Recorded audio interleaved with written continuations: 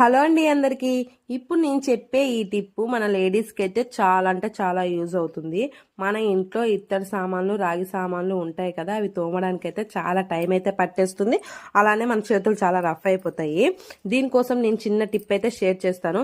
దీనికి ఎక్కువ ఐటమ్స్ కూడా అవసరం లేదు, చాలా తక్కువ ఐటమ్స్తోనే అయిపోతుంది. ఇలా పాడైపోయిన నిమ్మకాయలైనా పర్వాలేదు, ఫ్రెష్ నిమ్మకాయలైనా పర్వాలేదు.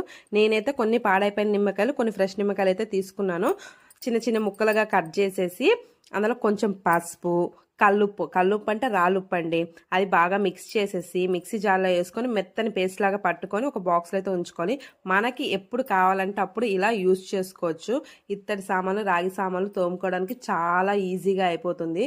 ఇప్పుడు వచ్చేవన్నీ పండగ సీజన్లే కాబట్టి ఈ టిప్ అయితే చాలా యూజ్ అవుతుంది. ఇలా మనకి తొందరగా టైం కూడా సేవ్ అవుతుంది. ఈ టిప్ మీకు నచ్చిందే అనుకుంటున్నాను. నచ్చితే మాత్రం కంపల్సరీ లైక్ వేసుకోండి. నా ఛానల్ని ఫాలో అవ్వండి. Bye bye.